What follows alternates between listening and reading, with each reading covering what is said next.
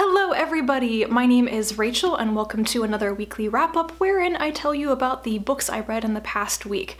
I have another 5 things to tell you about, so let's just jump straight into it. The first thing I have to talk about is my buddy read with Tara of Drowned Worlds, a climate change science fiction anthology edited by Jonathan Strahan.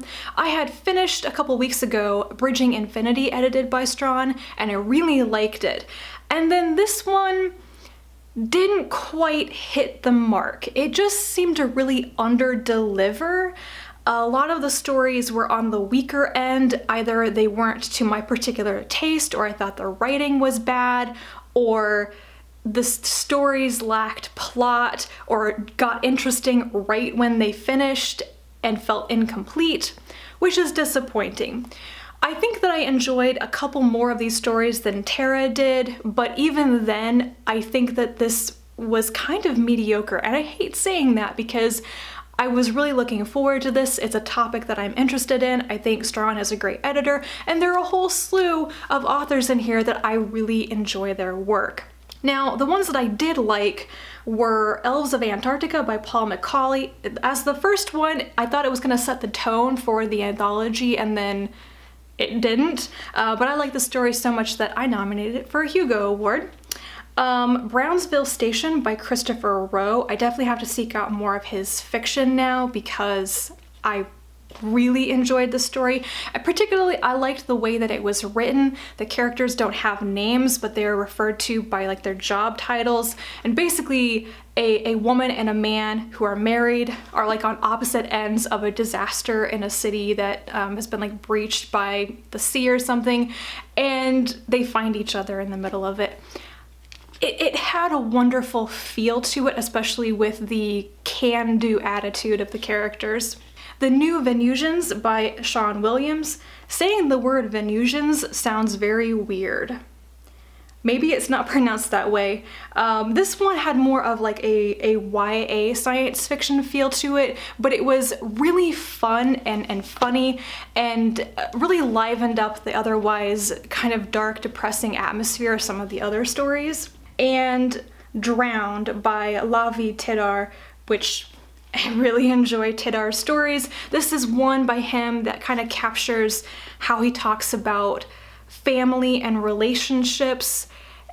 It has that kind of warm, fuzzy feeling to it, I guess. I apologize if there's a lot of glare in my recent videos. I'm filming with lamps because lighting isn't so well, which means that no matter which way I turn it, there's gonna be glare. 'Tis the curse of the library book.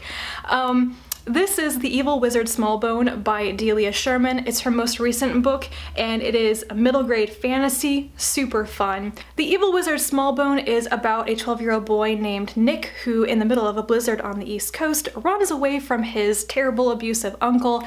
He stumbles across a bookstore in a small, like, cove village where the proprietor, who calls himself the Evil Wizard Smallbone, kind of takes him captive, makes him an apprentice, and just won't let him go. Nick then tries to escape and may also try to rescue the wizard's previous apprentices who are also trapped there. There are 2 things that I really enjoyed about this book. The first one is that the bookstore is magical, and Nick becomes best friends with the bookstore, and he like walks into it and says, I need a book about this, and the bookstore gives it to him, and he starts learning magic from a book that talks back to him. It reminded me a lot of the wizard manuals from Diane Duane's Young Wizard series, just that was way more complicated than what's in this book. But the idea of the magical bookstore and it giving books to a child and everything, yes, I love that so much.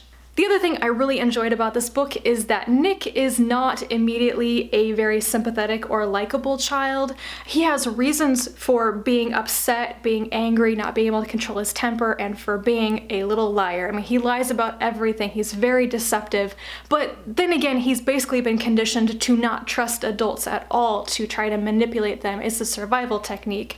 But it's hard at first to really sympathize with him. But then this does what a lot of wonderful children's books do, which is to turn his weaknesses into strengths to show him that while all the adults in his life have been telling him that he is bad, that he has these weaknesses and these faults, they are actually symptoms or come from good traits that he has strengths. By the end, he hasn't so much been redeemed or massively changed as he has just come to understand himself better, and I think that is a really good message.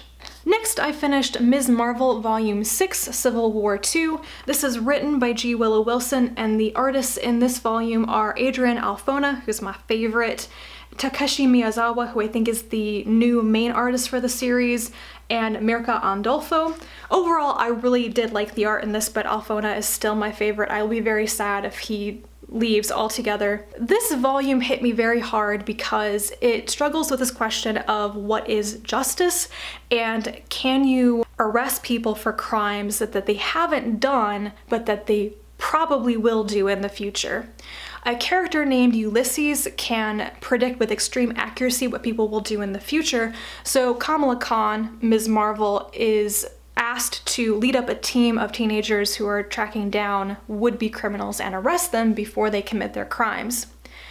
Now, I think that this predictive justice type of thing is pretty clear-cut. It's a terrible idea. I mean, who reading this wouldn't think that it's a terrible idea?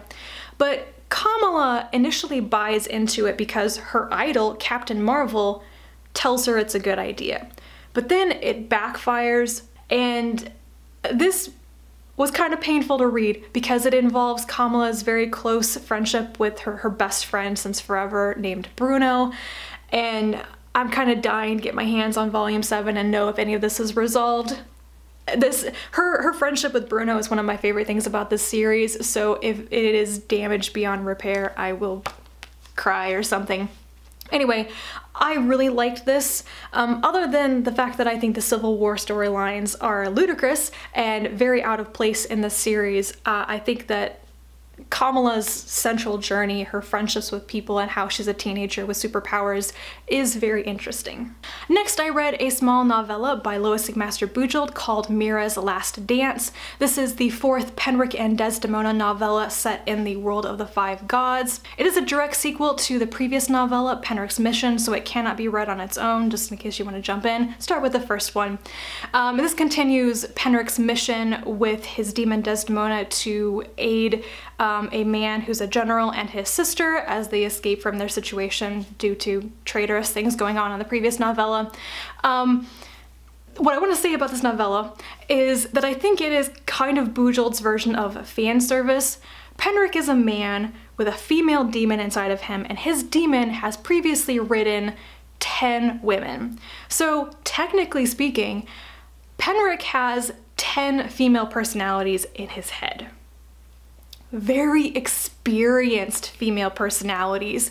One of them, named Mira, was a courtesan while she was alive, and her skills come in handy. I will say no more, but there were a couple of scenes in this that just made me laugh out loud. It was so fun. It was so fun. I don't think it makes so much sense if you are not really invested in this series of novellas, but if you love everything about these characters, then it was very good. Lastly, I finished Invisible Planets, an anthology of Chinese science fiction. It's edited and translated by Ken Liu, who does magnificent work in translation. I was very surprised that I enjoyed all of these stories except for one, because some of them veer more into almost magical realism territory, which I don't really enjoy, but the writing was good, the feel, the atmosphere of the stories was very engaging, and I think that Liu's translations are very, very good. The one story that I didn't really like was Call Girl. I didn't get that one at all. Folding Beijing by Hao Jingfeng, which I had previously read, was magnificent. It's probably the best story in here. I also liked Tong Tong's Summer and The City of Silence by Ma Boyong, which was really depressing, but really good. And of course there are 2 stories by Liu Cixin in here. The Circle is supposed to be an adaptation of one of the chapters from The Three-Body Problem, and it's been so long since I read that book that I didn't really remember it, but it was enjoyable.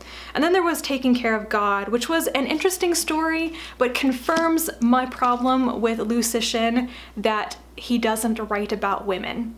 When you have 2 billion aliens show up and every single one of them is a man, that's weird. That's it for me this week. I am very glad that I enjoyed a bunch of these. I was getting tired of feeling ambivalent about what I was reading. Currently, my main reads are Always Coming Home by Ursula K. Le Guin. I am buddy reading this with Joe from Final Blow Joe, and I have mixed feelings about it. More on that when I've actually finished it. And I am also reading The Dark Forest by Liu Cixin because I hope to finally finish this series over the next month or 2. I hope you have a wonderful week, and I will talk to you again soon. Bye.